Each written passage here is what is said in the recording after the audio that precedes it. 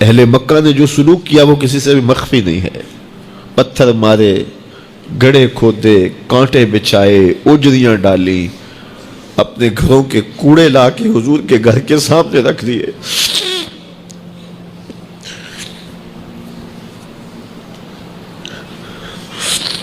یہ کس چیز کی سزا دے رہے تھے میرے حضور کو؟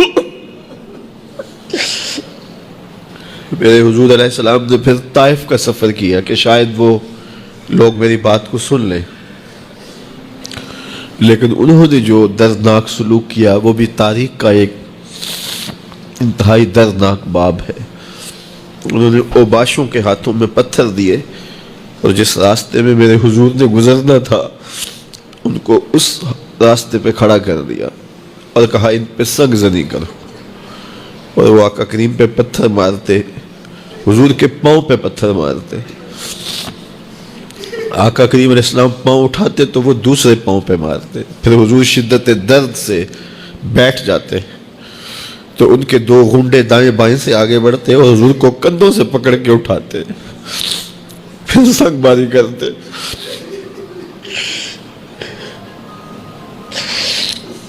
نالین حضور کے خون سے بھر گئے. عذاب کے فرشتے حضور کے پاس آئے کہ اگر آپ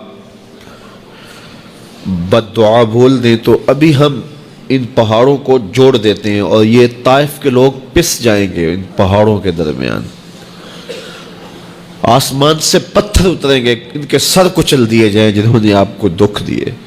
اب صحابہ جو ساتھ تھے انہیں بھی شدید آرزو تھی کہ حضور ان کے لیے بد دعا کریں، انہوں نے بڑا دکھ دیا. تو پھر حضور کے ہاتھ اٹھ گئے.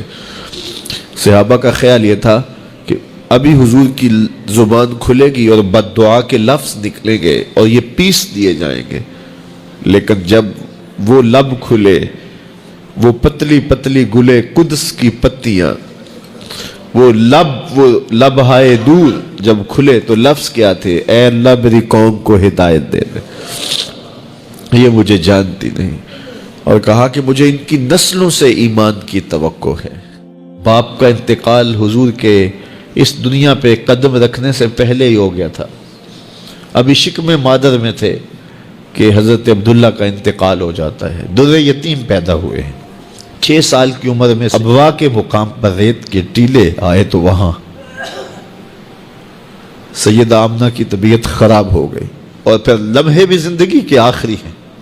سیدہ آمنہ نے محسوس کر لیا کہ یہ میری آخری سانسیں. سیدہ پاک نے حضور کے سر پہ ہاتھ رکھا اور روتے ہوئے کہا کہ بیٹا ہر نئی چیز نے پرانا ہو جانا ہے، ہر باقی نے فنا ہو جانا ہے. میں بھی جا رہی ہوں. وَذِكْرَ بَاق وَوَلَدْتُ طُهْرًا، لیکن میرا ذکر نہیں مٹے گا اس لیے کہ تیرے جیسا ستھرا بیٹا چھوڑ کے جا رہے ہیں. یہ آخری لفظ تھے سیدہ پاک کے کہ سیدہ آمنہ سلام اللہ علیہا کا انتقال ہو گیا. خیر حضور ماں سے لپٹ گئے. امی آپ آگے بولتی نہیں ہیں، لیکن خاموش ہو گیا تھا چمن بولتا. حضور نے وہیں پھر اپنی ماں کی تدفین کی.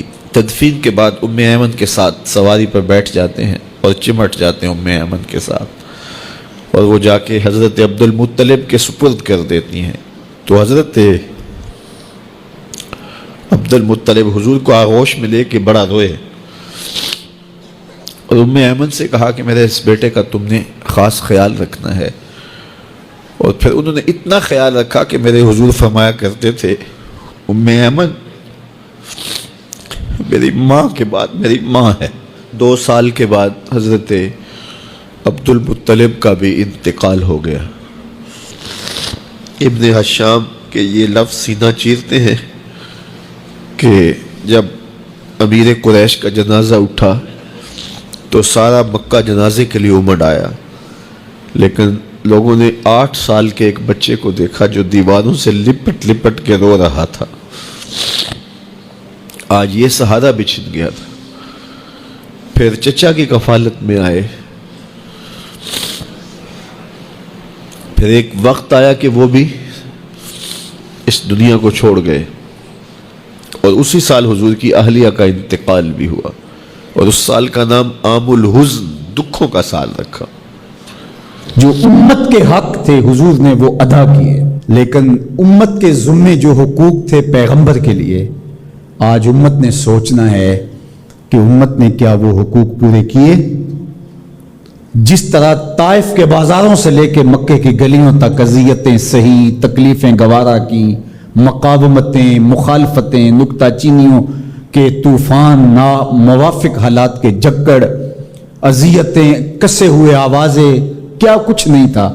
ذرا پلٹ کے مکے کی تاریخ تو دیکھو، حضرت سمیہ کے بدن میں اترتا ہوا خنجر تو دیکھو، حضرت یاسر کو تڑپ کے جان دیتے ہوئے تو دیکھو، اور پھر دیکھو کہ میرے اور آپ کے آقا و مولا کس طرح سے عزم و ثبات کے ساتھ، کس طرح تندہی کے ساتھ، کس طرح اللہ کے پیغام کے ابلاغ کے لیے کوشاں رہے۔ گھر میں فاقے تھے، کئی دن تک چولہا نہیں جلا، لیکن تبلیغ کے تسلسل میں فرق نہیں آیا، اور پھر تبلیغی عمل کو کسی غرض سے بھی ملوث نہیں ہونے دیا۔ لا اسألکم علیہ اجرا، اس پہ شاہد عادل ہے۔ قیامت تک اپنی نسل کے لیے صدقہ بھی حرام کر دیا، زکوٰۃ بھی حرام کر دی، کہ میری نسل بھی تم سے کچھ نہیں لے گی، میں محض اللہ کی رضا کے لیے تم تک پیغام حق کا ابلاغ کیا ہے۔ جو حق تھا حضور کے ذمے امت کا، اس کو ادا کیا۔ اب امت کے ذمے جو حق ہیں، ذرا امت ایک لمحے کے لیے سوچے کہ وہ حق ادا کیا۔ سب سے پہلا حق جو امت کے ذمے عائد ہوتا ہے وہ ہے ایمان بالرسول، نبی پر ایمان لانا۔ ایمان لانے کا مطلب کیا ہے؟ تسلیم کردن، گردن نہادن، سر تسلیم خم کر دینا، یہ ہے ایمان۔ اپنی خواہش ترک کر کے جس کو مان لیا ہے اس کے لیے گردن جھکا دینا۔ تیرے ہندیاں سندیاں محبوبہ، میں کافر ہوا جے میں ہوا۔ دوسرا تقاضا اتباع ہے، اور وہ ایمان کا تقاضا بھی ہے۔ رسول کو ماننے کا مطلب یہ ہے کہ رسول کی مانی بھی جائے۔ یہ کیا ماننا ہوا کہ خواہش اپنی ہوئی، ساری زندگی اپنی مرضی کے مطابق گزاری، شادی بھی ساری اپنی مرضی کے مطابق، ساری رسمیں ہندوانہ کی، صرف ایجاب اور قبول، پھیرے نہیں لگوائے، وہاں کہا چلو یہاں ہم دین کا ٹچ دے دیتے ہیں، وہاں چلو تدفین کا مرحلہ آیا تو جلاتے نہیں ہیں، کفن پہنا دیتے ہیں اور تدفین کر دیتے ہیں چونکہ ہم مسلمان ہوتے ہیں۔ فیکٹری کے اندر جو کچھ ہو رہا ہے وہ سارا بینک سے لمٹیں چل رہی ہیں، وہ سارا جو ہے وہ اللہ سے اعلان جنگ ہے، اور باہر نمائش کے لیے دسترخوان لگایا ہوا کہ ہم غریبوں کو کھانا کھلا رہے ہیں۔ یہ دھوکہ تم اپنے ساتھ کر رہے ہو، رب کے ساتھ نہیں کر سکتے۔ یہاں سر سے لے کر پاؤں تک آنا ہوگا، آدھا تیتر آدھا بٹیر نہیں چل سکتا۔ تو نبی کی اطاعت پھر اس میں کیا، کیوں، کیسے کیسے ممکن ہے؟ جب مان لیا تو پھر مان لیا۔ اللہ حکمت سمجھ میں آ گئی تو اچھی بات ہے، نہیں سمجھ میں آئی تو پھر بھی حکیم کا عمل حکمت سے خالی نہیں ہوتا۔ جو حکیم نے کہا اس کے پیچھے کوئی حکمت ہوگی، وہ تمہاری نظر میں ابھی نہیں آئی، کچھ وقت بعد آ جائے گی، نہ بھی آئے تو کوئی فرق نہیں۔ پھر ایمان بالغیب کس کو کہتے ہیں؟ تو اللہ اس کے رسول کی مان لینا کہ بس ہمارے ذمہ ان کا حق ہے، ان کی ماننا ہمارا حق ہے، اطاعت ہمارا حق ہے، تو بس یہ کافی ہے۔ اب صحابہ کی زندگیاں دیکھ لیجیے، انہیں حکمت نہیں پوچھی۔ حضور خطبہ دے رہے ہیں اور فرمایا لوگوں بیٹھ جاؤ، یہ باہر رش ہو رہا ہے نا سامنے، تو فرمایا بیٹھ جاؤ۔ حضور کی آواز بلند تھی، بنو غنم میں سے صحابی آ رہے تھے، وہ وہیں بیٹھ گئے۔ اللہ اکبر۔ کسی نے کہا تم یہاں بیٹھے ہو، کہ حضور نے کہہ دیا اور بیٹھ گئے۔ اللہ اکبر۔ تو یہ ہے اطاعت، یہ ہے فرما برداری، یہ ہے زندگی کا جمال۔